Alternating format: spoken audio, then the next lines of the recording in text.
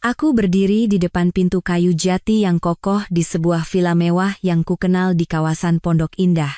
Kelelahan yang menumpuk selama penerbangan ke Jakarta seketika lenyap, digantikan oleh kehampaan yang tak bisa ku mengerti. Kumasukkan kunci di tanganku ke dalam lubang, kuputar sekali, lalu 2 kali, tetapi pintu itu tetap membeku seperti benteng yang dingin, tak bergerak sedikit pun. Yakin bahwa aku tidak mungkin salah, aku mencoba sekali lagi, tetapi hasilnya sama. Pintu itu terkunci dari dalam. Rasa cemas yang samar mulai merayap di hatiku. Aku sengaja pulang sehari lebih awal untuk memberi kejutan pada suamiku, Baskara. Selama 7 tahun pernikahan kami, kejutan romantis semacam ini menjadi semakin langka. Namun, aku ingin menyalakan kembali gairah di antara kami. Ternyata, kejutan pertama justru untuk diriku sendiri. Aku mengeluarkan ponselku dan menekan nomor Baskara. Nada sambung yang panjang dan menyiksa terus berdering.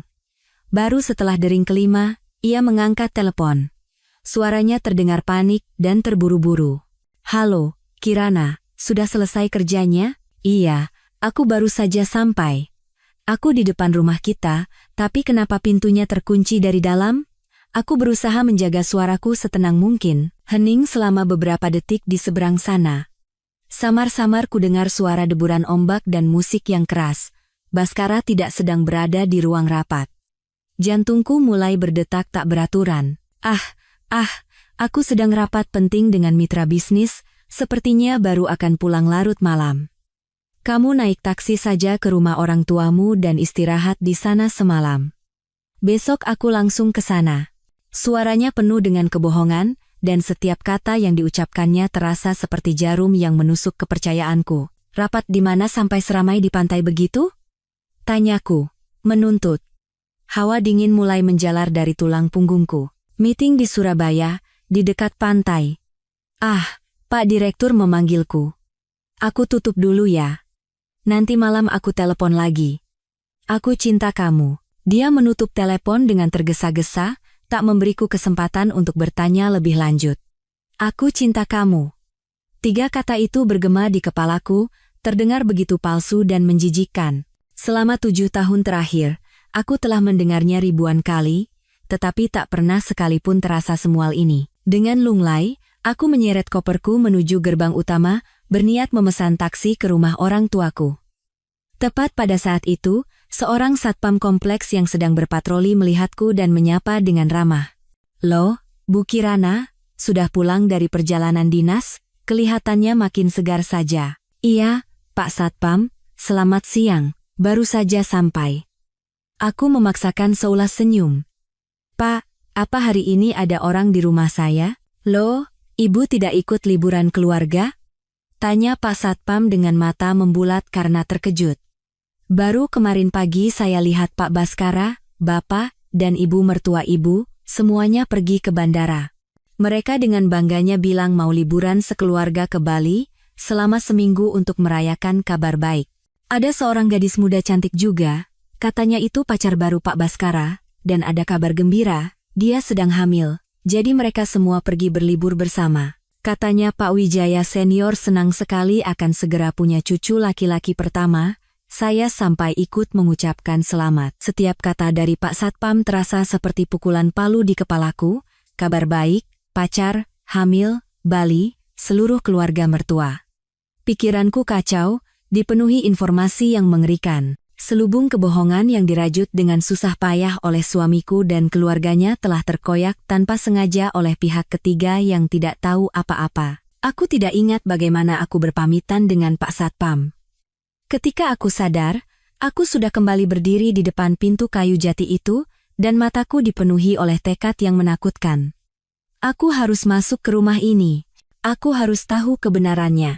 Aku menelepon tukang kunci. Suaraku terdengar dingin dan tegas, bahkan aku sendiri terkejut. Rasa sakit dan pengkhianatan perlahan mengkristal menjadi kekuatan gelap yang siap menghancurkan segalanya. Badai di dalam hatiku baru saja dimulai. Setelah hampir 20 menit berjuang, tukang kunci itu menyeka keringatnya, menerima bayarannya, dan bergegas pergi, seolah merasakan udara menyesakan yang menekanku. Dengan suara klik yang berat, kunci itu akhirnya terbuka. Aku mendorong pintu dengan hati-hati dan melangkah masuk ke dalam rumah yang selalu kubanggakan sebagai istanaku. Aroma bunga lili yang biasa diletakkan ibu mertuaku setiap minggu menusuk hidungku. Namun hari ini, aroma itu justru memicu rasa mual. Rumah itu kosong, tetapi jejak kepergian yang tergesa-gesa terlihat di mana-mana. Beberapa bantal sofa berantakan, dan gelas berisi sisa air masih tergeletak di atas meja. Jantungku berdebar kencang saat aku mendekati dinding tempat foto-foto keluarga kami digantung. Dan di sana, aku membeku. Di antara foto pernikahan kami dan foto-foto liburan keluarga selama beberapa tahun terakhir, ada sebuah bingkai baru yang diletakkan di posisi paling utama. Di dalam foto itu, seluruh keluarga mertuaku tersenyum cerah di bandara. Ayah mertua, ibu mertua, adik ipar dan istrinya, dan Baskara. Dia berdiri di tengah, satu tangannya merangkul bahu ibunya, dan tangan lainnya melingkari pinggang seorang wanita muda yang asing. Wanita itu tersenyum penuh kemenangan, memperlihatkan perutnya yang mulai membuncit di balik gaun tipisnya. Mereka tampak seperti keluarga yang sempurna, bahagia, dan sejati. Dan aku, istri sahnya, hanyalah orang asing, penonton yang tak dibutuhkan. Rasa dingin yang mengerikan menjalari tulang punggungku. Aku menutup mulut dengan tangan untuk menahan isak tangis yang akan meledak. Aku terhuyung-huyung masuk ke ruang kerja Baskara, tempat komputer yang biasa kami gunakan bersama. Dengan jari-jari gemetar, aku memasukkan kata sandi, tanggal ulang tahun pernikahan kami. Begitu layar menyala, yang pertama kali kulihat adalah konfirmasi reservasi dari sebuah resor bintang 5 di Bali, nama pemesan, Baskara Wijaya.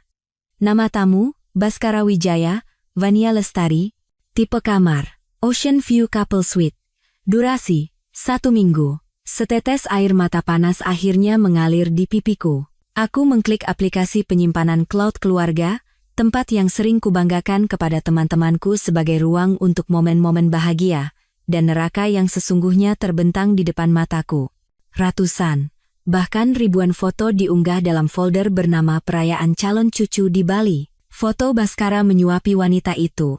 Foto ibu mertuaku berjalan-jalan di pantai sambil menggandeng tangan wanita itu dengan tatapan penuh kasih sayang, seolah pada putrinya sendiri. Foto ayah mertuaku meletakkan tangan di perut wanita itu sambil tersenyum puas. Foto seluruh keluarga bersulang dengan gelas sampanye untuk merayakannya.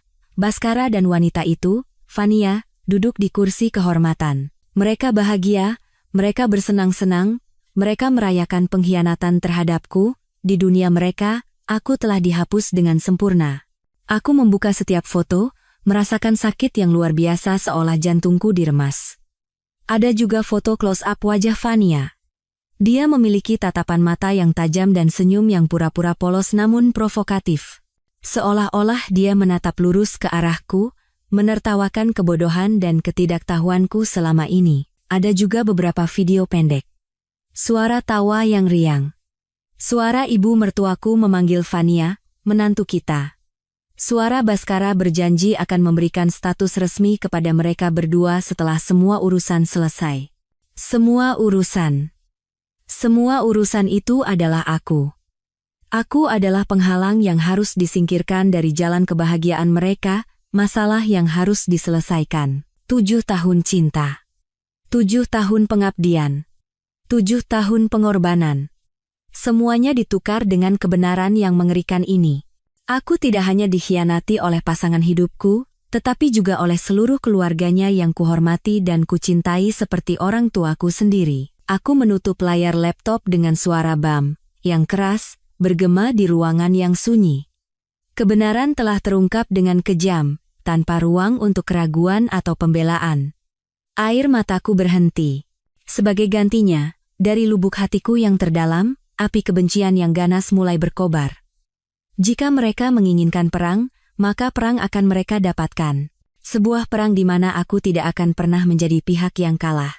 Setelah syok awal berlalu, kehampaan yang menakutkan menyelimutiku. Aku terduduk di lantai yang dingin, bersandar di dinding dengan tatapan kosong.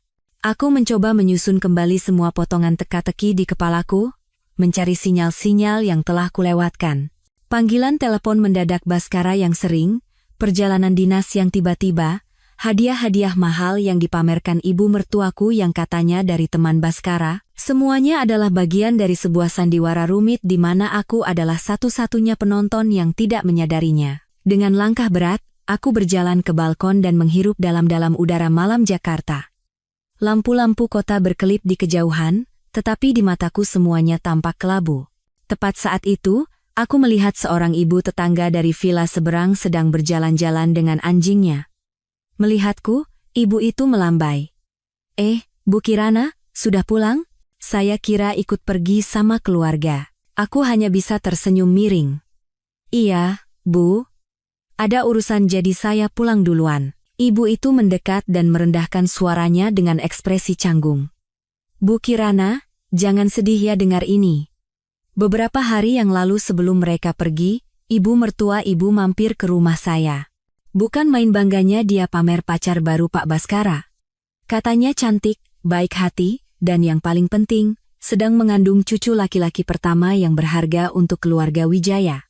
Dia juga bilang kalau hubungan kalian berdua sudah lama retak dan tinggal menunggu waktu ke pengadilan saja. Mendengar itu, saya jadi ikut sedih. Tapi ya sudahlah, jiran begini, ibu harus kuat ya. Setiap kata dari ibu itu seperti pisau yang memutus sisa benang kesabaranku yang terakhir. Gelas itu telah tumpah. Mereka tidak hanya berselingkuh di belakangku, tetapi mereka juga merendahkan dan menjelek-jelekanku di depan semua orang. Ibu mertua yang begitu kuhormati, yang demi keluarganya aku bekerja keras, justru menyebarkan kabar bahwa pernikahan kami sudah berakhir. Aku secara mekanis mengucapkan terima kasih kepada ibu itu, dan kembali ke dalam rumah. Rasa sakit itu hilang, hati yang hancur pun tak ada lagi. Yang tersisa hanyalah akal sehat yang sedingin es. Mereka tidak memberiku jalan keluar, jadi aku pun tidak perlu mempertahankan sisa-sisa perasaan yang ada. Tindakan pertamaku adalah memeriksa kondisi keuangan. Aku membuka aplikasi mobile banking di ponselku. Rekening gabungan kami, yang berisi lebih dari 5 miliar rupiah hasil kerja keras kami selama 7 tahun, hanya menyisakan beberapa ratus ribu rupiah. Riwayat transaksi penuh dengan catatan penarikan dan transfer dalam jumlah besar yang dilakukan selama 2 bulan terakhir. Semuanya terjadi saat aku sedang melakukan perjalanan dinas. Nama penerimanya adalah nama yang asing, Fania Lestari. Tidak berhenti di situ. Aku memeriksa kartu kredit. Limit kartu Baskara hampir habis, digunakan untuk tagihan barang-barang mewah, restoran mahal, dan biaya perjalanan yang fantastis. Dia membiayai kehidupan pribadinya dengan wanita simpanannya menggunakan uang kami, darah dan keringatku. Kemarahanku mencapai puncaknya. Aku tidak hanya diselingkuhi, tetapi juga ditipu terang-terangan. Mereka berencana merampas semua yang kumiliki, lalu menendangku keluar dengan tangan hampa. Seluruh tubuhku gemetar karena hina dan benci. Tidak. Aku tidak akan membiarkan mereka mendapatkan apa yang mereka inginkan. Aku duduk di meja kerja dan membuka laptopku. Jari-jariku bergerak cepat dan tegas di atas keyboard. Aku mulai mencari informasi tentang pengacara spesialis perceraian dan prosedur hukum untuk melindungi aset. Rasa sakit telah berubah menjadi tindakan. Air mata telah memberi jalan bagi rencana balas dendam yang cermat dan kejam. Mereka telah memberiku pelajaran mahal tentang pengkhianatan. Sekarang giliranku untuk memberi mereka pelajaran tentang konsekuensi. Malam Jakarta telah tiba sepenuhnya, tetapi aku tidak bisa tidur sedikit pun. Villa yang luas ini kini terasa seperti penjara yang dingin. Aku tidak bisa tinggal di sini 1 detik lebih lama. Aku mengemas beberapa pakaian yang kubutuhkan dan dokumen-dokumen terpenting ke dalam koper kecil. Sebelum pergi, aku melihat sekeliling rumah untuk terakhir kalinya. Foto pernikahan kami yang tergantung di dinding seolah menertawakanku. Tanpa ragu sedikit pun, aku menurunkannya dan melemparkannya ke tempat sampah. Putus hubungan. Aku harus benar-benar memutuskannya. Aku mengemudi tanpa tujuan. Air mata mengalir tanpa henti. Akhirnya, mobil berhenti di satu-satunya tempat yang bisa kupikirkan saat ini, rumah orang tuaku. Melihat penampilanku yang menyedihkan di tengah malam, ibuku terkejut. Ibu memelukku erat-erat dan bertanya dengan cemas, "Kirana, ada apa ini? Apa yang terjadi? Di mana Baskara?" Aku tidak bisa berkata apa-apa. Aku hanya menangis di pelukan hangat ibuku. Ayah, yang keluar dari ruang kerjanya, melihatku dan ekspresinya langsung mengeras. Seumur hidupnya bekerja sebagai pengacara dan menghadapi berbagai macam manusia dan kasus, ayah langsung tahu bahwa sesuatu yang besar telah terjadi. Masuklah. Ceritakan pelan-pelan pada ayah dan ibu, apapun itu.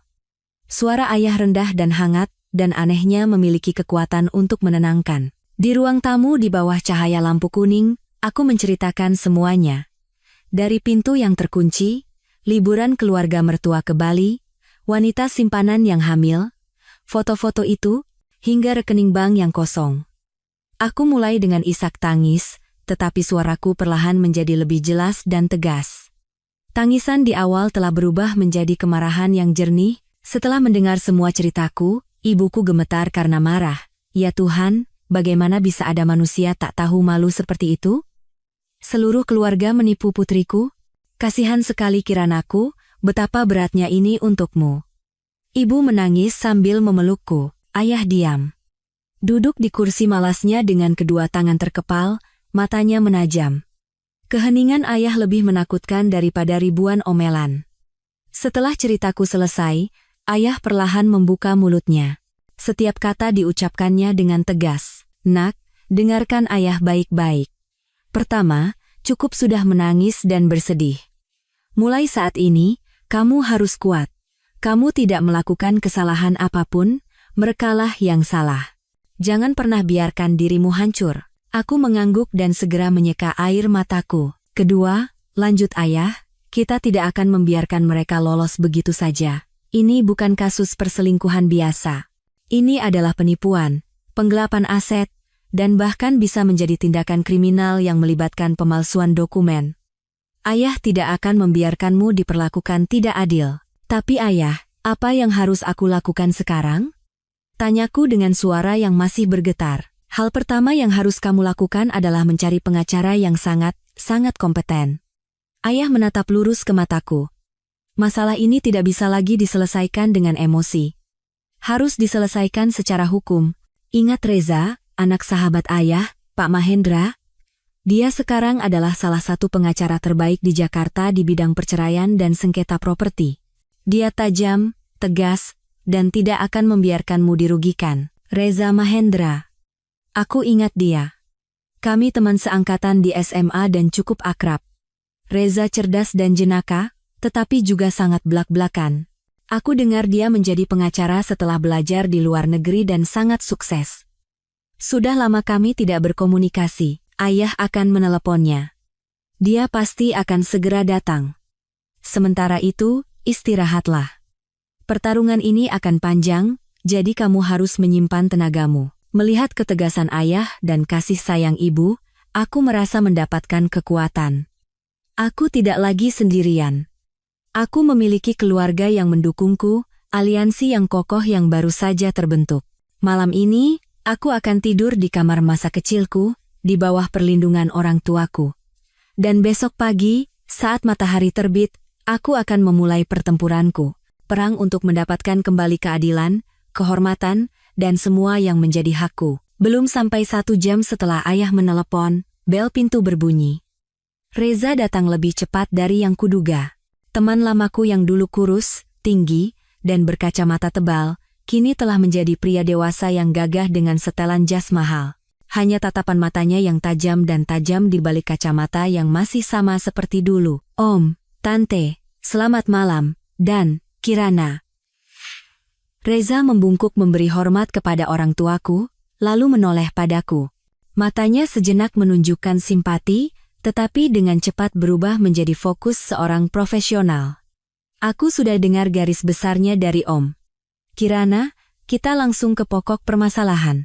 Ini bukan saatnya untuk bersedih, tapi saatnya untuk bertindak. Aku perlu mendengar semua ceritanya. Sedetail mungkin, jangan ada yang terlewat. Duduk berhadapan dengan Reza, aku menceritakan semuanya sekali lagi. Kali ini, tidak ada air mata, tidak ada isak tangis, hanya pernyataan yang jelas dan dingin. Aku menunjukkan padanya foto-foto, konfirmasi reservasi, dan riwayat rekening bank yang sudah ku screenshot sebelumnya. Ayah duduk di sampingku, Sesekali menambahkan beberapa detail dari sudut pandang seorang praktisi hukum senior. Sambil mendengarkan, Reza dengan cepat mengetik sesuatu di tabletnya. Semakin banyak yang dia dengar, semakin serius ekspresinya. Setelah ceritaku selesai, Reza mengangkat kepalanya. Tatapannya setajam pisau. Situasinya lebih parah dari yang kubayangkan, kata Reza belak-belakan. Ini bukan sekadar gugatan cerai karena perselingkuhan. Ini adalah kasus penipuan terorganisir. Mereka merencanakannya dengan sangat rapi untuk mengambil hartamu. Tapi, mereka membuat kesalahan fatal. Mereka terlalu sombong dan meninggalkan terlalu banyak jejak. Reza memutar layar tabletnya ke arahku.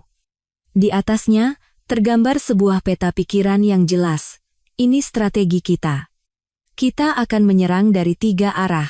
Pertama, membuktikan perselingkuhan dan pelanggaran kewajiban kesetiaan dalam pernikahan, foto, video, kesaksian tetangga, dan email reservasi sudah lebih dari cukup. Kita bisa menuntut mereka atas dasar hidup bersama dengan orang lain di luar ikatan pernikahan. Bahkan bisa mengarah ke tuntutan pidana. Jantungku berdebar kencang. Tuntutan pidana. Aku belum pernah berpikir untuk mendorong Baskara sejauh itu. Tetapi, bayangan dia memeluk wanita simpanannya, bayangan keluarganya yang tersenyum cerah di atas penderitaanku, muncul kembali. Keraguanku lenyap. Kedua, lanjut Reza, dan ini yang paling penting, masalah keuangan.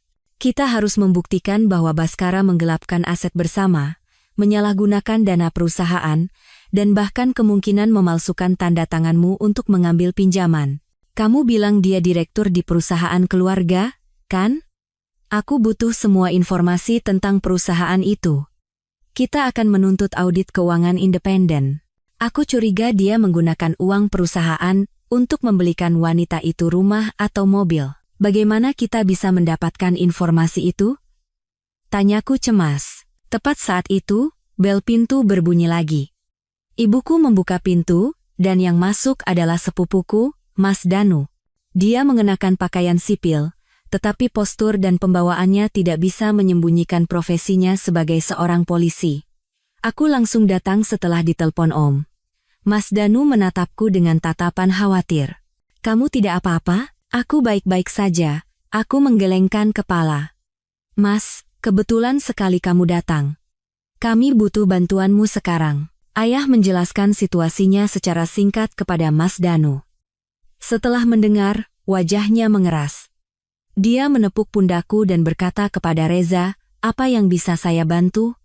Katakan saja, bantuan Anda sangat dibutuhkan, kata Reza dengan senyum penuh perhitungan. Pertama, tolong selidiki identitas wanita bernama Fania Lestari ini, menurutku, dia bukan orang biasa. Kedua, selidiki transaksi properti dan kendaraan atas nama Baskara Wijaya atau wanita ini dalam 2 tahun terakhir. Ketiga, jika memungkinkan, coba cari informasi diam-diam dari beberapa staf di Departemen Keuangan Perusahaan Wijaya. Tanpa ragu sedikit pun, Mas Danu mengangguk. Baik, ini urusan keluarga, saya akan berikan informasi awal dalam 24 jam. Soal kebiasaan selingkuh Baskara, itu sudah bukan rahasia lagi. Dia memang terkenal playboy, hanya Kirana saja yang bodohnya tidak tahu. Kata-kata sepupuku menusuk jantungku seperti belati lain, tetapi itu adalah belati yang kubutuhkan untuk sadar. Dan serangan ketiga, Reza menyimpulkan, adalah serangan psikologis. Kita harus bertindak sangat cepat dan tiba-tiba, sehingga mereka tidak punya waktu untuk bereaksi. Selagi mereka bersenang-senang di Bali, kita akan memasang perangkap yang sempurna di Jakarta. Saat mereka kembali, tidak akan ada apa-apa lagi yang tersisa untuk mereka. Malam itu, lampu di ruang tamu rumah orang tuaku menyala hingga larut. Sebuah markas komando operasi telah didirikan. Ayah, seorang pengacara berpengalaman, berperan sebagai penasihat strategis.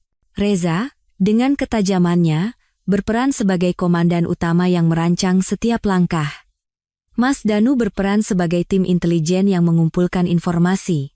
Dan aku, yang tadinya korban yang menderita, kini menjadi kartu truf dalam perang ini. Api kebencian di dalam diriku tidak lagi untuk membakar diriku sendiri, tetapi untuk menerangi jalan serangan balik yang akan datang. Keesokan paginya, Saat aku sedang memeriksa dokumen bersama Reza dan ayah, telepon berdering, itu Baskara. Jantungku serasa jatuh, rasa mual naik hingga ke tenggorokan. Aku menatap Reza dengan tatapan meminta bantuan. Reza memberiku isyarat untuk tenang dan berbisik di telingaku, angkat teleponnya. Beraktinglah dengan baik. Kamu adalah istri yang khawatir. Jangan menimbulkan kecurigaan sedikit pun. Kalau bisa menangis, lebih bagus lagi. Buat panggilannya lama, dan nyalakan speaker. Aku mengambil napas dalam-dalam dan mengatur emosiku. Aku menekan tombol terima dan dengan sengaja membuat suaraku bergetar. Halo mas, sayangku, sedang tidur? Maaf ya, kemarin sibuk sekali jadi tidak sempat telepon lagi. Suara Baskara di seberang sana masih manis dan penuh kepalsuan yang sempurna. Aku tidak apa-apa, aku mulai terisak. Aku hanya khawatir sama kamu. Pasti capek ya rapat terus, jaga kesehatan ya. Reza mengacungkan jempolnya, memberiku sinyal bahwa aku melakukannya dengan sangat baik. Aku baik-baik saja. Pekerjaan juga hampir selesai. Mungkin lusa aku sudah bisa menemuimu. Dia berbohong tanpa berkedip. Kamu di rumah orang tua, kan? Iya, aku di sini. Aku takut sendirian di rumah. Aku terus melanjutkan aktingku, menambahkan sikap manja dan lemah seperti yang biasa kulakukan padanya dulu. Mas, kemarin aku cek rekening gabungan kita, sepertinya ada masalah. Uangnya berkurang banyak sekali. Aku khawatir. Aku melemparkan umpan, hening selama beberapa detik di seberang sana. Aku bisa membayangkan wajahnya yang panik. Ah, itu uang yang kugunakan untuk investasi besar. Rencananya mau buat kejutan untukmu nanti. Jangan khawatir. Sebentar lagi akan kembali 2 atau 3 kali lipat. Istriku tersayang tidak perlu cemas. Syukurlah, aku kira ada masalah apa. Kalau begitu, semangat kerjanya ya. Aku tidak akan mengganggu. Aku cinta kamu. Begitu telepon ditutup, seluruh tenagaku seolah terkuras, seolah baru saja menyelesaikan sebuah pertempuran. Berpura-pura di depan orang yang telah mengkhianatiku, mengucapkan kata cinta pada orang yang kubenci sampai ke tulang. Perasaan itu lebih mengerikan daripada siksaan. Sangat bagus, Reza menepuk pundakku. Dia mulai berbohong untuk menutupi masalah keuangan. Itu bukti bahwa ada sesuatu yang dia sembunyikan. Dia pikir kamu masih mempercayainya secara buta. Itulah kekuatan kita. Dia akan lengah, ayah mengangguk. Benar. Yang terpenting sekarang adalah kamu kembali ke villa itu. Komputer pribadinya, brankas, dokumen-dokumen di dalamnya. Di sanalah bukti-bukti terpenting berada. Tapi bagaimana aku bisa ke sana? Aku tidak mau sendirian di sana. Memikirkan kembali ke tempat yang penuh kebohongan itu membuatku bergidik. Kamu tidak akan pergi sendirian, kata Reza tegas. Aku akan menemanimu. Kita pergi sebagai pengacara dan klien untuk mengumpulkan properti pribadi dan dokumen yang berkaitan dengan gugatan cerai. Ini sepenuhnya legal. Selain itu, aku sudah menyewa seorang ahli. Dia akan menyalin semua data di komputer Baskara. Bahkan file yang sudah dihapus, tidak akan ada yang terlewat. Rencana disusun dengan cepat. Sore ini, aku dan Reza akan kembali ke tempat kejadian perkara. Aku harus menghadapi kembali kenangan dan rasa sakit di tempat itu. Tapi kali ini, aku tidak sendirian. Tempat di mana aku dikhianati akan kujadikan tempat dimulainya kehancuran mereka. Sandiwara sempurnaku baru saja dimulai, dan peran sebagai istri yang naif dan menyedihkan ini akan terus kumainkan hingga saat terakhir. Hingga tirai panggung ditutup, dan para pendosa membayar harganya. Sore itu, aku kembali ke villa bersama Reza dan seorang ahli IT. Udara di dalam terasa dingin dan menyesakan seperti semalam. Sementara ahli itu menyalin data dari komputer Baskara, aku dan Reza dengan hati-hati menggeledah ruang kerja. Kami menemukan sebuah brankas kecil yang tersembunyi di balik lukisan di dinding. Tahu kata sandinya? Tanya Reza. Aku menggelengkan kepala, tetapi tiba-tiba serangkaian angka melintas di benakku, ulang tahun wanita simpanan itu. Aku ingat pernah melihatnya di salah satu dokumen di komputer. Dengan tangan gemetar, aku menekannya. Brankas itu terbuka dengan bunyi klik. Di dalamnya tidak banyak uang tunai, tetapi penuh dengan surat perjanjian pinjaman dan dokumen yang belum pernah kulihat. yang lebih mengerikan. Di kolom tanda tangan peminjam dan penjamin, namaku dipalsukan dengan tulisan yang canggung. Jantungku seakan berhenti berdetak. Baskara tidak hanya menipuku, tetapi dia juga mencoba menjebakku dalam utang miliaran rupiah dan menjadikanku seorang kriminal. Reza dengan cermat memotret semua dokumen. Cukup. Ini bukti yang tidak bisa dibantah, katanya, tidak bisa menyembunyikan amarahnya mewakiliku. Memalsukan tanda tangan untuk mengambil pinjaman adalah tindak pidana yang jelas. Kali ini, keluarga Wijaya tidak akan bisa lolos. Kami mengambil semuanya dan segera meninggalkan tempat itu. Baru saja tiba di rumah orang tuaku dan belum sempat minum segelas air, bel pintu berbunyi dengan keras. Ibuku melihat layar kamera dan wajahnya mengeras. Ibu mertuamu. Aku dan ayah saling berpandangan, lalu menatap Reza. Reza tersenyum licik, mengambil ponselku, menyalakan aplikasi perekam suara, dan diam-diam memasukkannya ke dalam saku jasku. Dia datang. Sandiwara yang menarik akan dimulai. Tetap tenang, biarkan dia yang bicara. Semakin banyak dia bicara, semakin banyak kesalahan yang dibuat. Ibuku membuka pintu, dan Ibu Wijaya, ibu mertuaku, menyerbu masuk seperti badai. Berbeda dengan penampilannya yang biasanya anggun dan berkelas, hari ini dia tampak kucel dan penuh amarah. Begitu melihatku, tanpa sepatah kata pun menyapa orang tuaku, dia menunjuk wajahku. Sedang apa kau di sini? Siapa yang mengizinkanmu datang ke sini? Ibu, ini rumah orang tua saya. Kalau saya tidak ke sini, kemana lagi saya harus pergi? Aku berusaha menjaga suaraku tetap tenang. Kau masih berani memanggilku ibu? Aku tidak pernah punya menantu sepertimu, teriaknya. Aku sudah dengar semuanya dari Baskara, cuma ongkang-ongkang kaki di rumah sambil cemburu buta. Kau tidak pantas untuk anakku. Ayahku berdiri dengan wajah memerah. Nyonya Wijaya, jaga ucapan Anda. Ini rumah saya, dan putri saya bukan orang yang bisa Anda hina seenaknya. Oh, lihat, membela putrinya, cibir ibu mertuaku, biar saya beritahu Anda dengan jelas. Baskara, kami sudah menemukan pasangan yang lebih baik. Fania itu cantik, baik hati, dan akan melahirkan cucu laki-laki yang berharga untuk keluarga kami. Sebaiknya putri Anda tahu diri dan mundur dengan tenang. Dia melemparkan setumpuk dokumen ke atas meja. Ini surat perjanjian cerai yang sudah kusiapkan. Tanda tangani. Akan kuberikan apartemen senilai 10 miliar sebagai kompensasi. Anggap saja itu uang pesangon. Ambil ini dan enyahlah dari hadapanku. Jangan buat aku melakukan hal yang tidak-tidak. Jabatan manajer di penerbitan tempatmu bekerja itu, kalau aku mau, bisa kuhilangkan kapan saja. Aku menatap surat perjanjian cerai murahan itu, dan wajah tak tahu malu wanita yang pernah sangat kuhormati. Kemarahan naik hingga ke tenggorokan, tetapi aku teringat kata-kata Reza. Aku mengambil napas dalam-dalam, menatap lurus ke matanya, dan berkata dengan suara jelas dan dingin, Ibu sudah selesai bicara, kalau sudah, silakan pulang. Saya tidak akan menandatangani surat ini, dan saya tidak akan menerima harta itu. Dan masalah perceraian, kita bertemu di pengadilan saja. Apa? Dia tampak terkejut.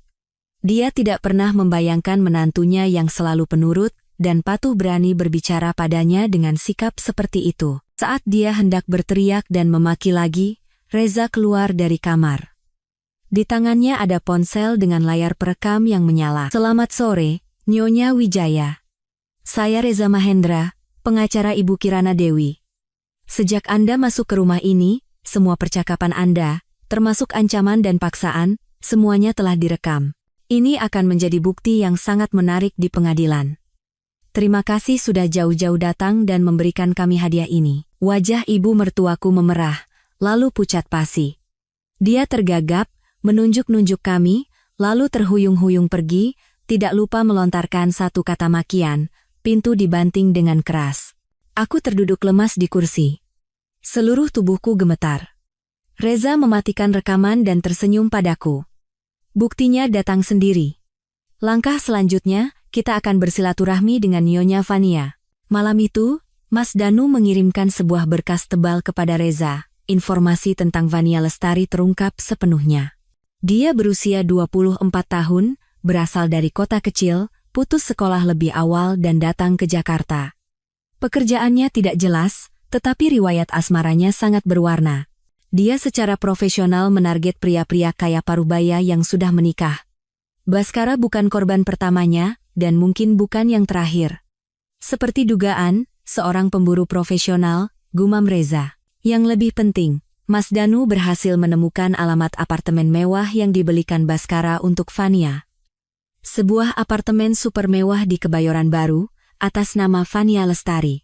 Namun, semua pembayarannya dilakukan dari rekening perusahaan Wijaya dengan dalih biaya proyek. Satu lagi kejahatan ditambahkan, penggelapan dana dan penyalahgunaan jabatan, kata Reza sambil mengetuk-ngetukkan jarinya pada berkas itu. Kirana, maukah kamu pergi ke sana? Sepertinya akan lebih baik jika kamu yang pergi sendiri. Kita butuh lebih banyak bukti bahwa mereka tinggal bersama seperti suami istri. Sejujurnya, aku tidak mau pergi. Aku tidak mau berhadapan dengan orang yang telah menghancurkan rumah tanggaku. Tetapi logikaku berkata aku harus pergi. Aku harus melihatnya sendiri untuk benar-benar menghancurkan sisa-sisa ilusi yang samar dan mengubah rasa sakit menjadi kekuatan absolut. Aku akan pergi, kataku tegas. Keesokan harinya, aku mengemudi sendiri ke alamat itu. Reza menunggu di kafe terdekat, siap memberikan bantuan jika aku membutuhkannya. Aku berdiri di depan pintu apartemen di lantai 25, mengambil napas dalam-dalam untuk menenangkan diri. Namun, apa yang kulihat tertempel di pintu membuat seluruh ketenanganku hancur berkeping-keping. Itu adalah plakat kayu kecil dengan ukiran laser yang rapi bertuliskan, Keluarga Wijaya. Mereka bahkan tidak berusaha menyembunyikannya. Mereka secara terbuka hidup sebagai suami istri, membangun sarang baru di atas reruntuhan rumah tanggaku. Darahku mendidih karena amarah. Aku menekan bel pintu dengan tegas dan keras. Beberapa detik kemudian, pintu terbuka. Fania Lestari berdiri di sana, mengenakan gaun tidur sutra tipis, dengan satu tangan di pinggangnya. Dia menatapku dari atas ke bawah, lalu tatapannya berubah menjadi tatapan menghina. Dia lebih cantik dari di foto, dengan kecantikan yang tajam dan penuh perhitungan. Siapa ya? Cari siapa? Suaranya dingin dan tajam. Saya Kirana Dewi, istri Baskara Wijaya, kataku, menekan setiap suku kata. Fania tertawa sinis. Oh, jadi ini nyonya besar. Sudah banyak dengar tentang Anda. Ada perlu apa ke sini? Mas Baskara tidak ada di sini. Dia sedang sibuk menyiapkan liburan keluarga untuk kami. Saya tidak datang untuk mencarinya. Saya datang untuk mencari Anda. Saya. Fania mengangkat alisnya. Mencari saya untuk apa? Mau menjambak rambut saya? Aduh. Nyonya. Zaman sudah berubah. Kenapa masih pakai cara kuno? Salahkan diri Anda sendiri yang tidak bisa menjaga suami. Apa nyonya yang sudah tua dan tidak bisa punya anak ini pikir bisa dibandingkan dengan saya? Setiap katanya seperti jarum yang menusuk daging. Tapi aku tidak marah. Aku menatap lurus ke perutnya, lalu ke matanya, dan tersenyum dingin. Saya tidak datang untuk menjambak rambut. Saya datang untuk menyampaikan beberapa kabar. Pertama, saya dan Baskara Wijaya masih suami istri yang sah secara hukum. Anda dan dia yang tinggal bersama secara terbuka seperti ini bisa dijerat hukum pidana. Plakat keluarga Wijaya ini akan menjadi bukti yang sangat bagus. Ekspresi arogan Fania sedikit menegang. Kedua, lanjutku, apartemen ini dibeli dengan uang hasil penggelapan dana perusahaan. Sebentar lagi, pihak berwajib akan datang ke sini. Sebagai pemilik nama properti ini, Anda tidak akan bisa menghindar dari keterlibatan. Kakao. Kau bicara omong kosong apa? Fania mulai tergagap. Rasa percaya dirinya yang tadi lenyap seketika. Dan ketiga, ini yang terakhir. Aku melangkah lebih dekat dan merendahkan suaraku. Hingga hanya kami berdua yang bisa mendengar. Anda pikir anak di dalam perut Anda itu jimat? Jangan naif berpikir anak itu akan menjadikan Anda Nyonya Wijaya. Bagi saya, dia bukan siapa-siapa. Tapi kalau keluarga Wijaya tahu kebenaran tentang anak itu, ya, saya tidak yakin apa dia masih akan dianggap sebagai cucu laki-laki yang berharga. Nikmati sisa waktumu, Nyonya Wijaya Junior. Setelah selesai bicara, aku berbalik badan. Aku tidak menoleh ke belakang. Di belakangku, aku mendengar dia meneriakkan sesuatu, tetapi aku tidak peduli. Aku telah menanam benih keraguan di dalam hatinya. Aku telah menghancurkan kepercayaan diri dan kesombongannya. Dalam konfrontasi ini, aku menang.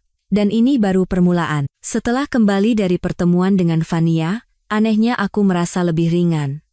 Kebencian itu masih ada, tetapi tidak lagi membakarku secara membabi buta. Kini ia menjadi api yang terkendali, sumber energi untuk menjalankan langkah selanjutnya. Keesokan paginya, aku dan Reza pergi ke bank. Atas sarannya, aku segera meminta pembekuan semua rekening gabungan dan kartu keluarga yang digunakan oleh Baskara. Petugas bank awalnya ragu-ragu, tetapi setelah Reza menunjukkan surat nikah dan bukti awal penggelapan aset oleh Baskara, mereka dengan cepat bekerja sama. Sisa tabunganku yang tidak banyak dipindahkan ke rekening baru yang hanya atas namaku. Ini adalah langkah pertama untuk memutus aliran dananya, jelas Reza. Tanpa uang, dia tidak bisa lagi mempertahankan gaya hidup mewah dengan wanita simpanannya, dan dia akan segera panik. Langkah selanjutnya lebih berani. Melalui firma akuntan independen terpercaya yang direkomendasikan ayah, Reza mengirimkan surat permintaan resmi ke perusahaan Wijaya. Isinya menuntut penyerahan salinan semua buku akuntansi selama 3 tahun terakhir untuk diaudit. Sebagai istri sah direktur dan pihak yang berkepentingan, aku memiliki hak penuh untuk itu. Surat itu juga melampirkan pemberitahuan bahwa jika perusahaan tidak kooperatif, kami akan mengajukan gugatan dan meminta intervensi pengadilan. Ini adalah serangan langsung ke sumber kehidupan seluruh keluarga Wijaya. Seperti yang diduga Reza, hasilnya datang dengan cepat. Sore itu, saat aku sedang menyelesaikan sisa pekerjaan di kantor penerbitan, teleponku berdering tanpa henti. Itu Baskara. Aku membiarkannya berdering cukup lama, lalu mengangkatnya dengan pura-pura mengantuk. Halo Kirana, kamu lagi tidur? Iya, agak capek jadi tadi tidur sebentar. Ada apa Mas? Aku sengaja menguap. Kirana, gawat. Suara Baskara tidak lagi manis palsu, tetapi benar-benar panik, kartuku. Semua kartuku diblokir. Aku tidak bisa tarik tunai, tidak bisa bayar apa-apa. Coba kamu cek rekeningmu, aman tidak? Aneh sekali, kataku berpura-pura terkejut. Coba aku cek ya. Loh, rekening gabungan kita juga dibekukan. Mas, jangan-jangan ada kesalahan dari bank. Atau mungkin ada masalah dengan investasi besar yang kamu bilang itu, jadi untuk sementara diblokir untuk diperiksa? Aku dengan licik mengalihkan bola tanggung jawab kepadanya. Hening di seberang sana. Aku yakin dia sedang berkeringat dingin. Investasi besar yang dia karang kini berbalik menggigitnya. Pasti begitu, kata Baskara dengan suara cemas. Aku akan telepon bank untuk menanyakannya. Tapi Kirana, hari ini ada firma akuntan datang ke kantor dan minta semua buku keuangan. Apa kamu yang melakukannya? Audit keuangan? Aku tidak tahu sama sekali, jawabku dengan lugu. Perusahaan kita kan perusahaan terpercaya, mungkin itu audit rutin biasa. Jangan terlalu khawatir, nikmati saja liburanmu. Urusan rumah biar aku yang urus semuanya. Aku menutup telepon dan tersenyum dingin. Biar aku yang urus semuanya. Ya. Aku akan mengurusmu dan keluargamu dengan sangat teliti. Aku akan memotong tentakel gurita kalian satu persatu, hingga kalian tenggelam di rawa kebohongan dan keserakahan yang kalian ciptakan sendiri. Serangan balik pertama berhasil dengan sempurna. Sekarang, tinggal melihat bagaimana ikan yang sudah memakan umpan itu meronta-ronta. Selama beberapa hari berikutnya, Baskara terus-menerus menelepon. Terkadang dengan kata-kata manis membujuk, terkadang dengan marah menuntut, tetapi setiap kali aku berhasil memainkan peran sebagai istri naif yang tidak tahu apa-apa dengan sempurna. Sementara itu, di Jakarta, mesin pembalasan dendam kami bekerja dengan lancar dan kejam. Suatu malam, Reza meneleponku dengan suara mendesak. Kirana, baru saja ada kabar baru. Si Baskara itu sedang mencoba mendaftarkan seluruh keluarganya, orang tuanya, adiknya, dan istrinya sebagai penduduk di alamat vilamu. Jantungku serasa jatuh.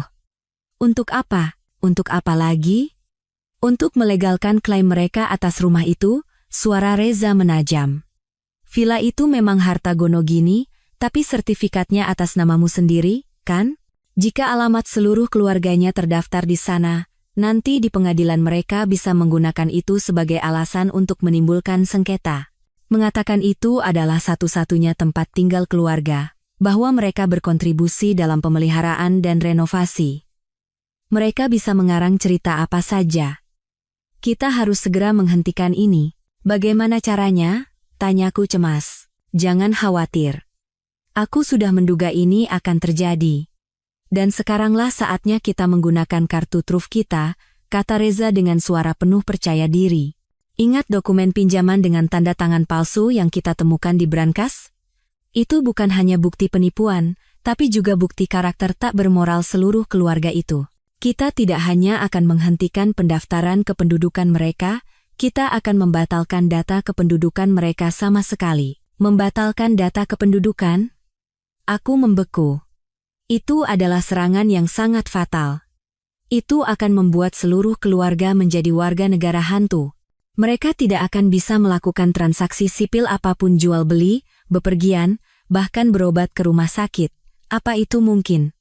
Suaraku bergetar. Bagi orang lain sulit, tapi bagi kita, itu mungkin, tawa Reza. Sepupumu, Mas Danu, dialah kuncinya. Keesokan paginya, aku, Reza, dan Mas Danu pergi ke kantor polisi. Mas Danu menggunakan jabatan dan koneksinya untuk membuat kami bertemu langsung dengan Kapolres. Di ruang Kapolres yang khusyuk, aku menceritakan semua fakta, mulai dari perselingkuhan Baskara, penipuan aset, hingga rencana mereka untuk merebut villa. Reza, sebagai pengacara, menambahkan argumen hukum yang tajam. Namun, pukulan telak datang dari berkas yang diletakkan Mas Danu di atas meja. Pak Kapolres, ini adalah bukti bahwa saudara Baskara Wijaya telah berulang kali memalsukan dokumen dan tanda tangan istrinya, Ibu Kirana Dewi, untuk melakukan pinjaman dan transaksi ilegal senilai miliaran rupiah.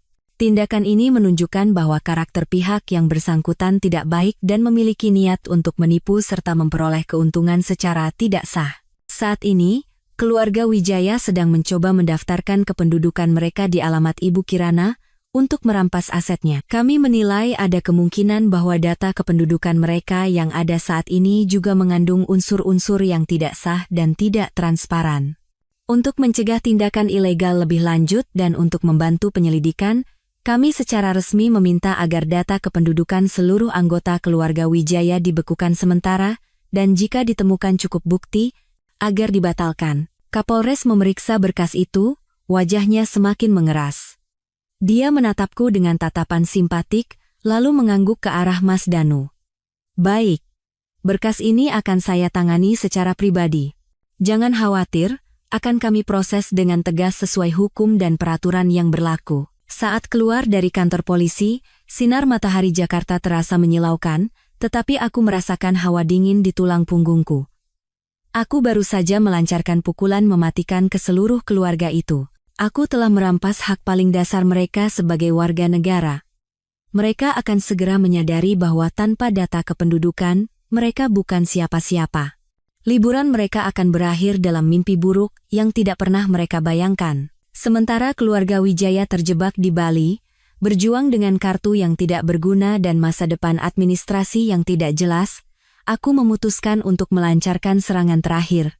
Serangan ini bukan hanya bersifat hukum atau finansial, tetapi serangan psikologis yang akan menutup jalan keluar mereka sepenuhnya. Aku ingin menjual villa itu, kataku kepada Reza di kantornya. Reza hampir menjatuhkan cangkir kopinya. Apa? Menjual villa sekarang? Iya. Akan kujual segera, kataku dengan suara tanpa keraguan. Itu properti atas namaku. Data kependudukan mereka sudah dibekukan. Mereka tidak punya cara untuk menghentikanku. Aku ingin saat mereka kembali, yang menyambut mereka bukanlah rumah yang mereka kenal, tetapi gerbang dengan pemilik baru. Reza menatapku dengan campuran kekaguman dan keterkejutan. Kau benar-benar kejam. Tapi aku suka. Ini adalah langkah terbaik. Dengan menjual rumah itu, kau tidak hanya mendapatkan uang tunai untuk memulai hidup baru, tetapi juga menghancurkan sepenuhnya simbol kesuksesan yang mereka anggap sebagai rumah mereka. Ini akan mematahkan semangat mereka. Tapi menjual rumah seharga 30 miliar bukan perkara sehari dua hari, kata ayahku yang ada di sana, dengan cemas. Saya tidak akan menjualnya seharga 30 miliar, jawabku. Saya akan menjualnya seharga 28 miliar, dengan syarat transaksi selesai dalam waktu seminggu. Pasti ada orang kaya yang butuh rumah cepat dan tidak akan sayang uang. Aku ingin menyelesaikannya dengan cepat sebelum mereka sempat berbuat apa-apa. Rencana segera dieksekusi. Melalui jaringan Reza dan ayah, informasi menyebar di kalangan properti bahwa sebuah villa mewah yang bersih secara hukum dijual cepat dengan harga yang sangat menarik. Seperti dugaanku, dalam 2 hari, seorang pengusaha di bidang perdagangan menghubungiku. Dia sangat membutuhkan tempat tinggal yang representatif untuk menyambut mitra bisnis dari luar negeri, dan lokasi villa yang strategis serta harganya yang sangat bagus membuatnya langsung mengambil keputusan. Seminggu kemudian, aku duduk di kantor notaris, menandatangani akta jual beli. Saat menuliskan namaku di atas kertas, perasaan campur aduk melandaku. Itu adalah tempat di mana aku membangun kenangan indah dan memimpikan keluarga yang bahagia. Tetapi di tempat itu jugalah pengkhianatan tumbuh dan berkembang. Sekarang, dengan tanganku sendiri, aku menghapusnya. Tidak ada penyesalan. Hanya ada kelegaan seperti orang yang telah melepaskan beban berat. 28 miliar rupiah. Uang dalam jumlah besar itu masuk ke rekening-rekening aman yang telah disiapkan Reza. Aku telah memutus jalan pulang mereka sepenuhnya. Sekarang, keluarga Wijaya tidak hanya kehilangan uang dan kehormatan, tetapi juga rumah untuk kembali. Mereka secara resmi telah menjadi tunawisma. Bagaimana perasaan mereka nanti saat kembali dari bandara dengan tubuh lelah dan berdiri di depan gerbang yang sudah memiliki pemilik baru? Perasaan kehilangan segalanya. Perasaan yang sama persis seperti yang mereka berikan padaku.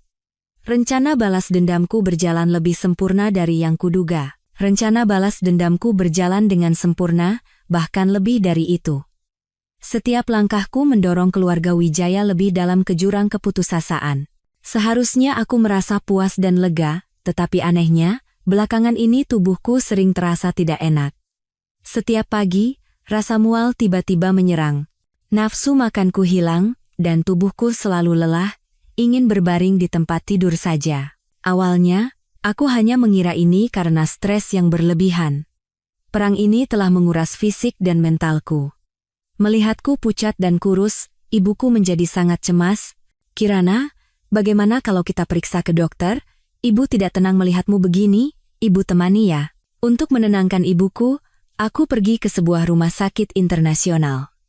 Setelah diambil darah dan menjalani beberapa pemeriksaan, aku menunggu dengan cemas di depan ruang praktik dokter. 30 menit kemudian, seorang perawat memanggil namaku. Dokter wanita seumuran ibuku menatapku dengan tatapan lembut. Dia memeriksa hasil tes di komputernya, lalu tersenyum dan berkata, "Selamat ya, Bu. Tidak ada yang sakit, kok. Justru ada kabar baik." Telingaku berdengung. Kabar baik? Maksud dokter apa? Anda hamil, kata dokter itu sambil tersenyum. Sudah sekitar 5 minggu, kantung kehamilannya juga sudah tertanam dengan baik di rahim. Tumbuh sehat. Sepertinya karena kondisi tubuh, mualnya agak parah. Nanti saya resepkan vitamin dan beritahu cara mengatur pola makan ya. Hamil. 2 kata itu menghantam telingaku seperti petir. Aku membeku karena syok, tidak bisa berkata apa-apa. Ibuku yang duduk di sampingku, ekspresinya berubah dari kaget menjadi gembira, lalu kembali menjadi khawatir saat menatapku. Aku tidak lagi mendengar apa yang dikatakan dokter. Di kepalaku hanya berputar 2 kata, hamil. Sebuah kehidupan kecil sedang tumbuh di dalam tubuhku. Kehidupan yang merupakan hasil dari pernikahan palsu ini. Dia adalah anakku, tetapi juga anak Baskara Wijaya. Seluruh rencana balas dendamku, kebencianku, tekadku yang sekeras baja, seakan runtuh seketika. Apa yang harus kulakukan dengan anak ini? Haruskah aku melahirkannya? Membiarkan darah orang yang telah mengkhianati dan menginjak-injakku tetap ada, dan setiap hari melihat anak itu untuk mengingat kembali rasa sakit yang tak terlupakan? Tapi jika aku menggugurkannya, aku bergidik. Anak itu adalah anakku, darah dan dagingku. Aku tidak bisa sekejam itu. Aku keluar dari rumah sakit seperti orang linglung. Tanganku tanpa sadar menggenggam erat foto USG dengan titik hitam kecil di atasnya.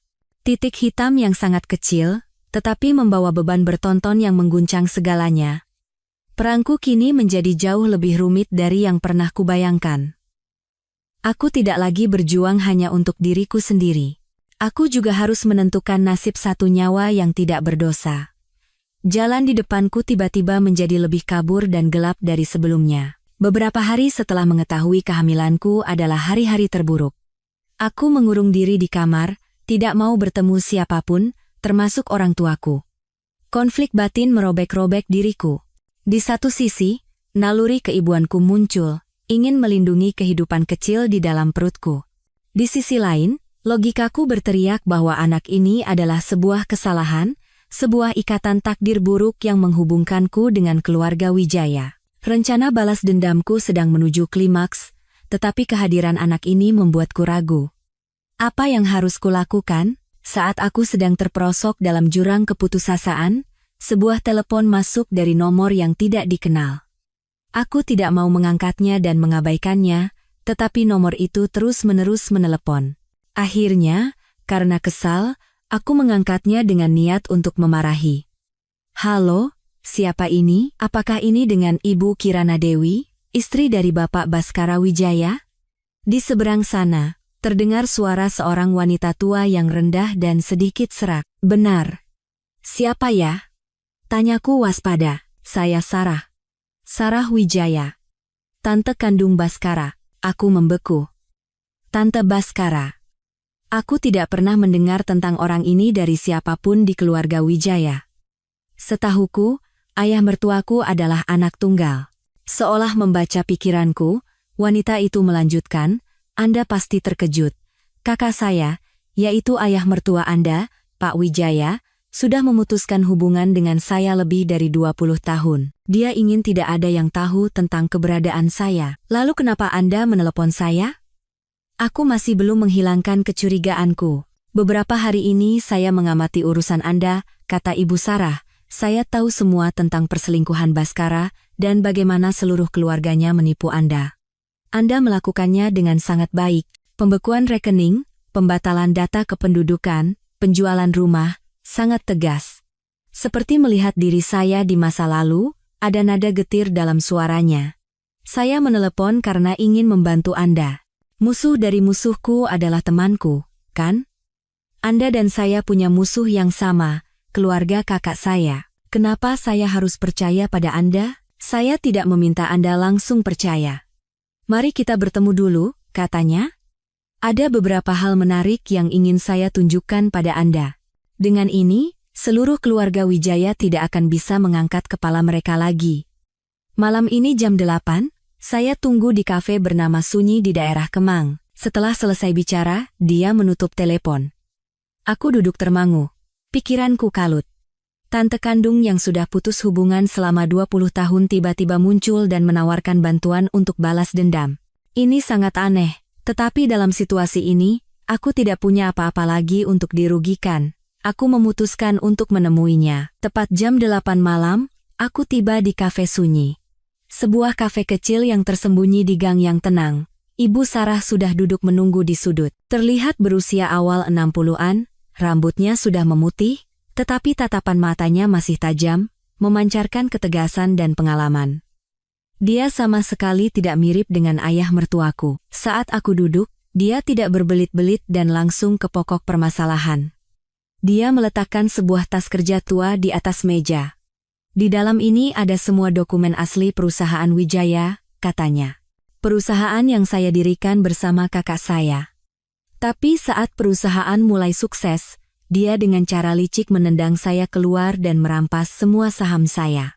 Di dalam sini ada semua bukti bagaimana dia menggelapkan pajak, mendirikan perusahaan fiktif untuk membuat dana gelap, dan menggelapkan dana perusahaan untuk membangun kekayaannya hari ini. Aku terkejut saat membolak-balik dokumen itu satu persatu. Angka-angka, tanda tangan, kontrak fiktif semuanya adalah bukti yang tak terbantahkan. Dengan ini saja, ayah mertuaku bisa membusuk di penjara seumur hidupnya. Tapi ini bukan yang paling menarik, kata Ibu Sarah dengan tatapan rumit. Dia memberiku selembar kertas hasil tes yang sudah menguning karena waktu. Inilah pukulan telaknya. Aku menerima kertas itu. Itu adalah hasil tes DNA. Subjek tes: Wijaya Senior, ayah mertua, dan Baskara Wijaya. Hasil: hubungan ayah anak biologis tidak terbukti. Pikiranku serasa akan meledak. Baskara bukan anak kandung Pak Wijaya? Benar, kata Ibu Sarah, seolah membaca pikiranku. Baskara adalah hasil dari kesalahan kakak ipar saya, yaitu ibu mertua Anda, dengan kekasih lamanya. Kakak saya tahu fakta itu, tetapi karena butuh kehormatan keluarga dan seorang putra untuk melanjutkan garis keturunan, dia memutuskan untuk membesarkannya seperti anak kandungnya sendiri. Tapi di dalam hatinya, dia tidak pernah sekalipun benar-benar mencintai anak itu. Itulah mengapa dia selalu keras dan menekan Baskara. Ini adalah rahasia terbesar keluarga Wijaya, aib yang ingin dia kubur seumur hidupnya. Sekarang, saya berikan ini pada Anda. Bagaimana Anda akan menggunakannya, terserah Anda. Aku menatap bergantian wanita di depanku dan bukti di tanganku. Kebingungan tentang anak di dalam perutku seketika lenyap, digantikan oleh tekad yang dingin. Sarah Wijaya telah memberiku pedang yang paling tajam. Dan dengan pedang itu, aku akan mengakhiri segalanya. Liburan keluarga Wijaya berakhir dengan bencana. Mereka tidak kembali dengan kelas bisnis seperti saat berangkat, melainkan dengan penerbangan murah di tengah malam setelah susah payah meminjam uang. Semua rekening dibekukan, kartu kredit menjadi kepingan plastik tak berguna. Mereka kembali dengan amarah, kelelahan, dan kebingungan yang luar biasa. Kejutan pertama datang saat taksi yang membawa mereka berhenti di depan villa. Pintu besi yang familiar telah diganti dengan pintu lain yang lebih modern, dan yang lebih buruk lagi, sebuah keluarga asing sedang memindahkan barang-barang. "Apa-apaan ini?" teriak Pak Wijaya, ayah mertuaku. "Siapa yang berani masuk ke rumahku?" Pemilik baru, pengusaha itu, menatap mereka dengan tatapan tidak mengerti. "Rumah Anda? Sepertinya Anda salah paham. Rumah ini adalah milik saya, sudah sah secara hukum dengan akta dan sertifikat." "Beli, dari siapa?" teriak ibu mertuaku dengan wajah pucat pasi. "Dari pemilik sebelumnya, Ibu Kirana Dewi," jawab pria itu. Nama Kirana Dewi menghantam keluarga itu seperti petir. Baskara membeku di tempat, seolah kehilangan akal. Wanita itu berani menjual rumahnya, berani memutus jalan pulang seluruh keluarganya. Dipermalukan dan diusir, keluarga Wijaya terpaksa menginap sementara di sebuah motel murah. Kejutan kedua datang saat Pak Wijaya mencoba menarik uang dari rekening dana gelapnya dan gagal. Saat pergi ke bank, mereka diberitahu bahwa data kependudukan seluruh keluarga telah dibekukan karena penyelidikan polisi, sehingga semua transaksi tidak mungkin dilakukan. Kehilangan rumah, kehilangan uang, dan bahkan kehilangan status sebagai warga negara, keputusasaan dan kemarahan mereka mencapai puncaknya. Dalam kegilaan mereka, satu-satunya orang yang bisa mereka pikirkan adalah aku. Aku yang merencanakan semua ini. Aku harus menemui perempuan sialan itu. Akan kucabik-cabik dia, teriak ibu mertuaku di kamar motel. Baskara, yang beberapa hari terakhir dilanda kepanikan, kini juga diliputi amarah. Dia tidak percaya bahwa istrinya yang selalu penurut dan patuh bisa melakukan hal sekeji ini sendirian. Pasti ada seseorang di belakangnya, tapi siapapun itu, dia harus menemuiku dan menuntut penjelasan. "Baik. Kita datangi kantornya," geram Baskara. "Aku akan tanyakan langsung kenapa dia melakukan ini pada keluarga kita. Aku akan memaksanya mengembalikan semuanya. Mereka tidak tahu bahwa itulah yang aku tunggu-tunggu." Keesokan paginya, aku pergi bekerja ke penerbitan seperti biasa. Tapi hari ini, aku sudah siap. Reza telah menempatkan 2 pengawal berpakaian sipil di dekatnya. Sepupuku, Mas Danu, juga telah menghubungi polsek setempat untuk siap turun tangan segera setelah ada sinyal. Di ruang rapat besar kantor, sebuah proyektor telah disiapkan, terhubung dengan laptopku. Di dalam laptop itu, semua bukti tersimpan. Aku telah memasang perangkap yang sempurna, dan ngengat-ngengat bodoh itu sedang terbang lurus menuju api. Aku duduk di kantor, menyesap teh kamomil untuk menenangkan diri. Hatiku tidak goyah sedikit pun. Tirai untuk drama terakhir akan segera naik. Akulah sutradaranya, dan keluarga Wijaya adalah aktor utama dalam tragedi hidup mereka sendiri. Tepat sebelum aku berangkat dari rumah menuju kantor, Mas Danu menelepon. Suaranya terdengar bersemangat. Kirana, hasilnya sudah keluar. Hadiah spesial untuk momen klimaks. Hasil apa, Mas? Tanyaku, merasakan jantungku berdebar kencang. Beberapa hari yang lalu, setelah menanamkan keraguan di hati Fania, aku meminta Mas Danu untuk mendapatkan sampel rambut Baskara dan adiknya, serta potongan kuku yang tanpa sengaja ditinggalkan Fania di taksi saat dia datang mengamuk ke rumahku. Cara yang agak licik, tetapi dalam perang ini, aku tidak pandang bulu. Hasil tes DNA, suara Mas Danu terdengar penuh arti. Baru saja terima laporan dari laboratorium. Duduk yang tegak dan dengarkan baik-baik. Anak di dalam perut wanita itu bukan anak Baskara Wijaya. Aku membeku selama beberapa detik. Bukan anak Baskara? Lalu anak siapa? Anak adiknya, Bagas Wijaya. Satu lagi kejutan. Tapi kali ini, tidak menyakitkan. Sebaliknya, rasa puas yang membuat merinding menjalar di tulang punggungku. Drama ini memiliki plot yang lebih gila dari yang kubayangkan. Wanita simpanan yang begitu dipuja Baskara, cucu pertama yang begitu dinanti-nantikan keluarga Wijaya, ternyata adalah hasil dari inses dan pengkhianatan ganda. Kakak bermain dengan wanita simpanan, dan adiknya juga bermain dengan wanita simpanan kakaknya. Keluarga ini busuk dari akarnya. Terima kasih, Mas. Ini hadiah yang sangat berharga, kataku dengan suara dingin. Kirimkan laporannya segera. Aku segera menerima file laporan itu. Huruf dan angka di atasnya adalah vonis mati bagi harga diri Baskara dan keluarganya. Ini dia. Inilah senjata pemusnah massal terakhir. Aku kini memiliki segalanya di tanganku. Dari bukti keuangan, rekaman suara, hingga rahasia paling pribadi. Aku dengan tenang menyimpan file laporan itu di folder terpisah bernama ending. Semua persiapan telah selesai. Aku menatap diriku di cermin dan merapikan penampilan. Hari ini, aku mengenakan setelan kantor berwarna merah anggur pekat, warna kekuasaan, dan warna darah. Wajahku dirias dengan cermat untuk menutupi kelelahan, hanya menyisakan penampilan yang tajam dan dingin. Aku bukan lagi korban. Hari ini, akulah hakimnya. Tiba di kantor, aku meminta para direksi dan manajer setiap departemen untuk berkumpul di ruang rapat besar, mengatakan bahwa ada rapat darurat mengenai masalah pribadi yang bisa mempengaruhi nama baik perusahaan. Rasa ingin tahu mengumpulkan semua orang di ruang rapat. Aku ingin semua orang menyaksikan kejatuhan keluarga Wijaya. Aku ingin mereka dipermalukan dan dihina di depan umum. Perangkap telah dipasang, umpan telah dilempar, dan binatang buas yang terluka itu sedang berlari liar. Sekitar pukul 10 pagi, keluarga Wijaya datang menyerbu dengan angkuh. Mereka tidak melewati resepsionis, tetapi langsung menyerbu ke lantai kantorku, membuat kegaduhan di satu sisi kantor. Di depan, Baskara dengan wajah memerah karena marah dan kurang tidur, diikuti oleh orang tuanya serta adiknya dan istrinya. Kirana Dewi, keluar kau, teriak Baskara, tidak peduli dengan tatapan kaget rekan-rekanku. Aku dengan tenang berjalan keluar dari ruanganku dan menatap lurus ke matanya. Ada apa membuat keributan seperti ini, Bapak Baskara Wijaya? Kau masih pura-pura.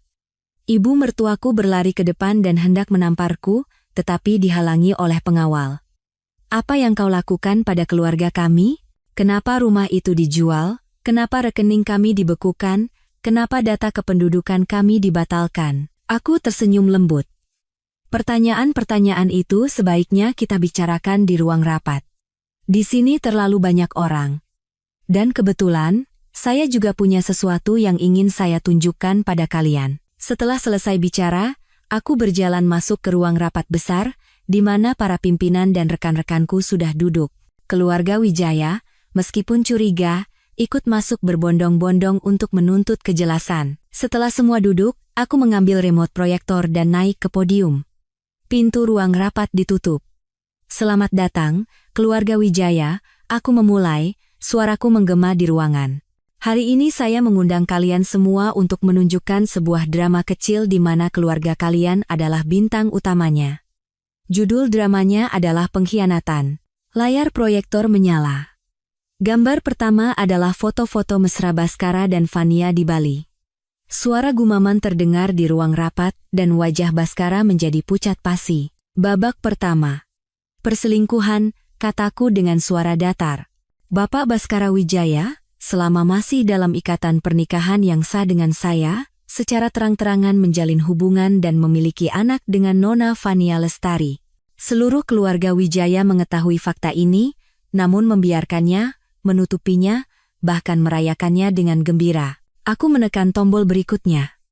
Layar berganti menjadi riwayat transaksi bank dan surat perjanjian pinjaman dengan tanda tangan palsuku yang dipalsukan. Babak kedua, penipuan.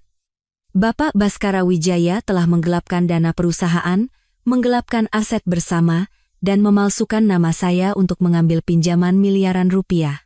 Tidak mungkin Bapak Wijaya senior sebagai direktur utama tidak mengetahui hal ini. Pak Wijaya berdiri. Kau berani memfitnahku. Memfitnah? Aku tertawa dingin. Kalau begitu, coba dengarkan rekaman ini. Dari speaker, suara ibu mertuaku terdengar jelas. Tanda tangani. Akan kuberikan apartemen senilai 10 miliar sebagai kompensasi. Jangan buat aku melakukan hal yang tidak-tidak. Jabatan manajer di penerbitan tempatmu bekerja itu, kalau aku mau, bisa kuhilangkan kapan saja. Seluruh ruang rapat menahan napas. Ibu mertuaku terhuyung-huyung dan terduduk di kursinya, wajahnya tidak berdarah sama sekali. Dan sekarang, puncaknya. Aku menatap tajam ke arah Baskara. Kau pasti sangat bangga dengan calon anakmu, kan? Mengira dia adalah cucu laki-laki pertama yang berharga bagi keluarga Wijaya, kan? Aku menekan tombol sekali lagi. Layar menampilkan laporan DNA. Aku membacanya dengan jelas, kata demi kata.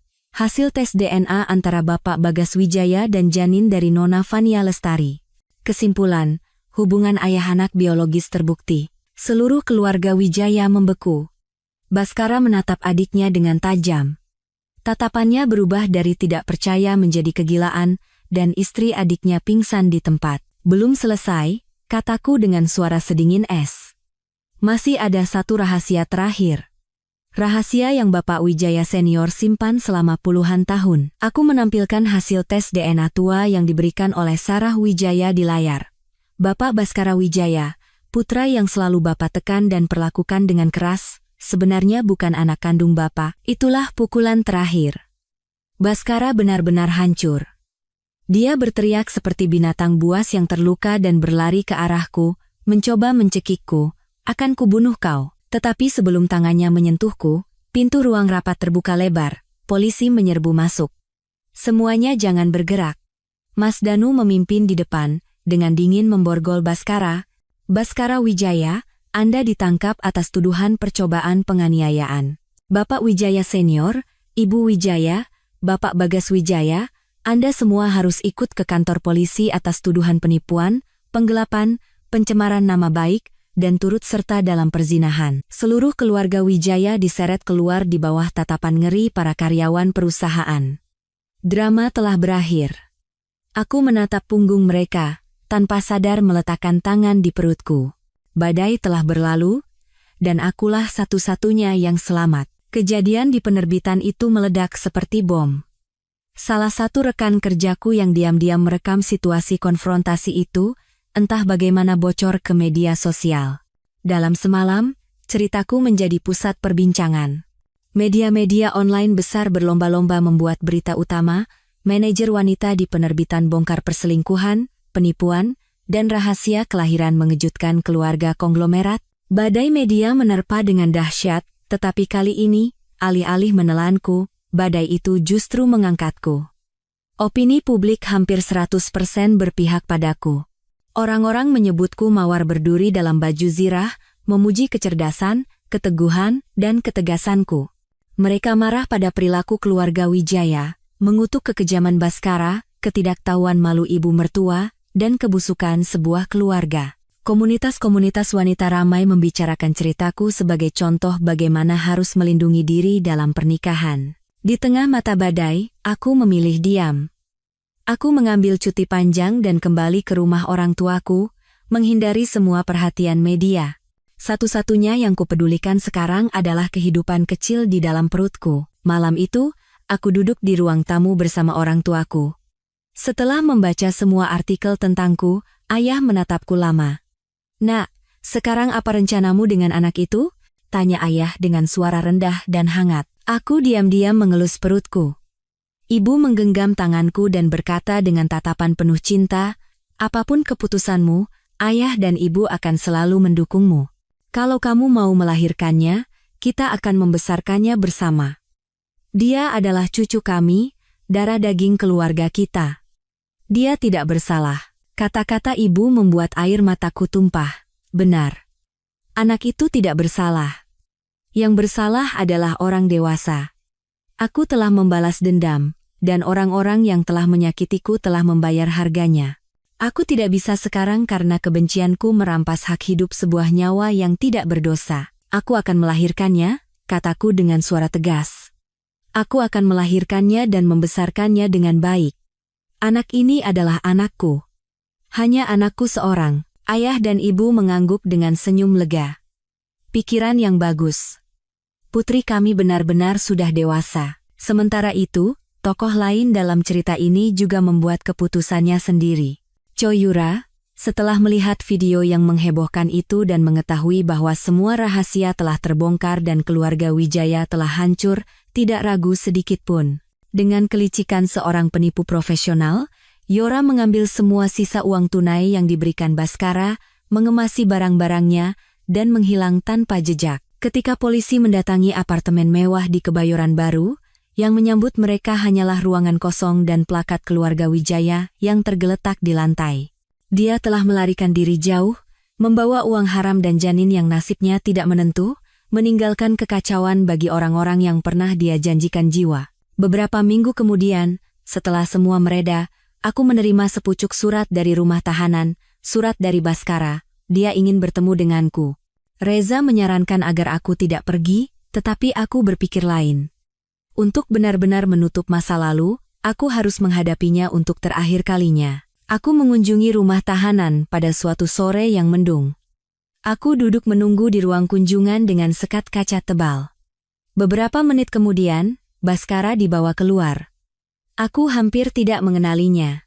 Pria yang dulu gagah dan sombong itu kini mengenakan seragam tahanan yang longgar, dengan rambut dipotong pendek dan mata cekung karena kurang tidur dan putus asa. Melihatku, dia berlari ke dinding kaca.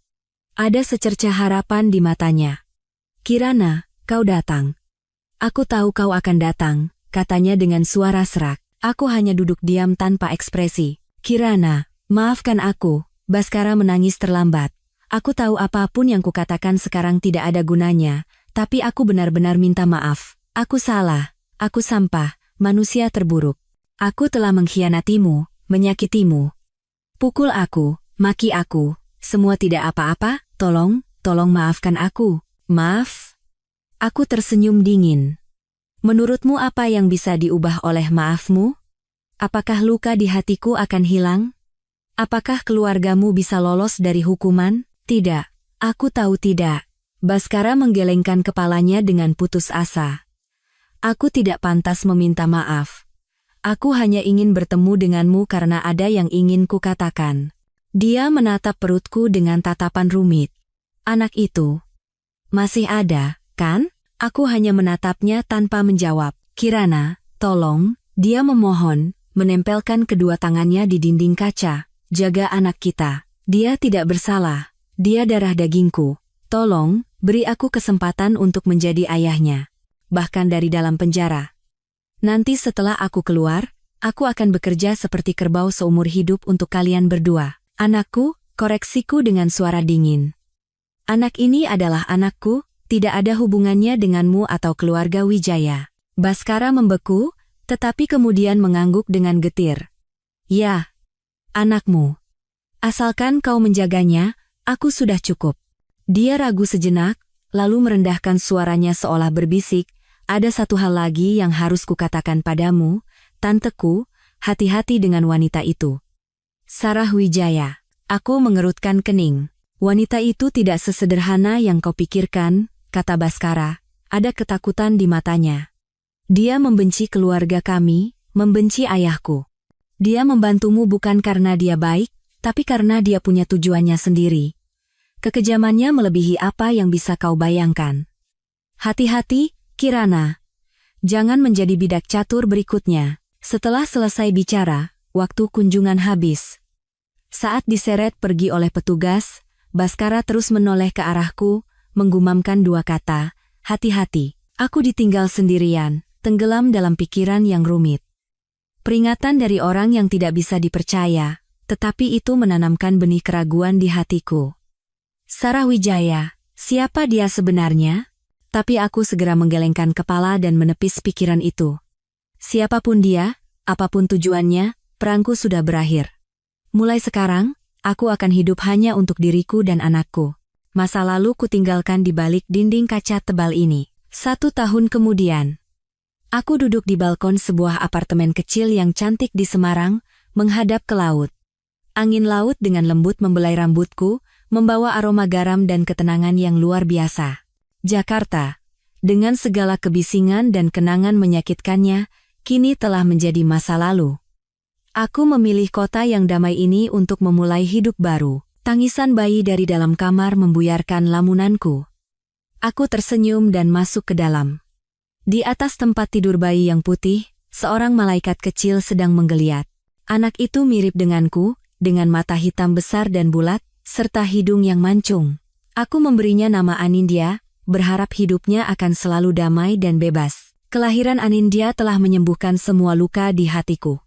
Melihatnya tidur nyenyak, melihat senyumnya yang tanpa beban, aku menyadari bahwa keputusanku untuk mempertahankannya adalah keputusan terbaik dalam hidupku. Setelah badai berlalu, aku menata kembali hidupku dengan uang hasil penjualan villa. Sebagian ku tabung, sebagian ku investasikan di beberapa properti di Semarang, dan sisanya ku gunakan untuk menulis. Aku menuangkan semua perasaanku, rasa sakit, kemarahan, keteguhan, dan perjalanan menemukan kembali diriku ke dalam sebuah buku. Aku memberinya judul Nirwana, yang berarti kebangkitan dari abu. Tak disangka, buku itu mendapat sambutan luar biasa. Ia menyentuh hati jutaan wanita yang pernah atau sedang terluka dalam pernikahan. Nirwana menjadi buku terlaris dan terus dicetak ulang. Dari seorang manajer penerbitan, aku dalam sekejap menjadi seorang penulis terkenal dan inspirator. Dengan penghasilan dari royalti dan hak cipta, aku mewujudkan satu lagi impianku. Aku mendirikan sebuah yayasan amal bernama Secercah Cahaya. Yayasan ini memberikan bantuan hukum, konseling psikologis, dan bantuan finansial kepada wanita-wanita lemah, korban kekerasan dalam rumah tangga dan ketidakadilan. Yayasan ini semakin berkembang dan menjadi sandaran bagi banyak kehidupan yang tidak beruntung. Mengenai keluarga Wijaya, mereka membayar harga yang sangat mahal. Pak Wijaya divonis 15 tahun penjara atas berbagai tuduhan, termasuk penggelapan pajak dan dana perusahaan. Perusahaan Wijaya bangkrut, dan semua asetnya disita untuk melunasi utang. Baskara divonis 5 tahun penjara atas tuduhan penipuan, perzinahan, dan percobaan penganiayaan. Adiknya, Bagas, mendapat hukuman percobaan. Ibu Wijaya, setelah mengalami guncangan hebat, menjadi tidak waras. Keluarga yang dulu gemerlap itu hancur total. Aku tidak lagi peduli pada mereka.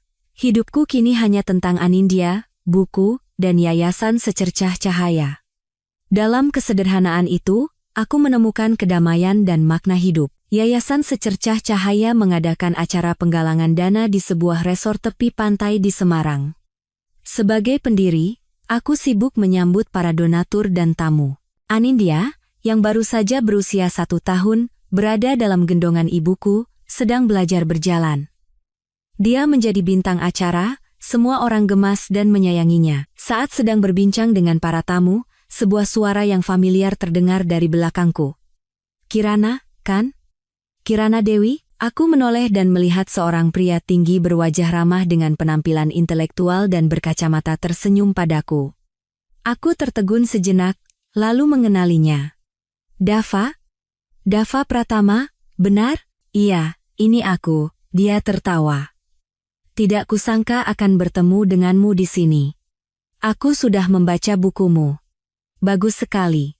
Dan aku juga sudah dengar ceritamu, kau benar-benar kuat dan hebat. Dava adalah teman seangkatanku di universitas.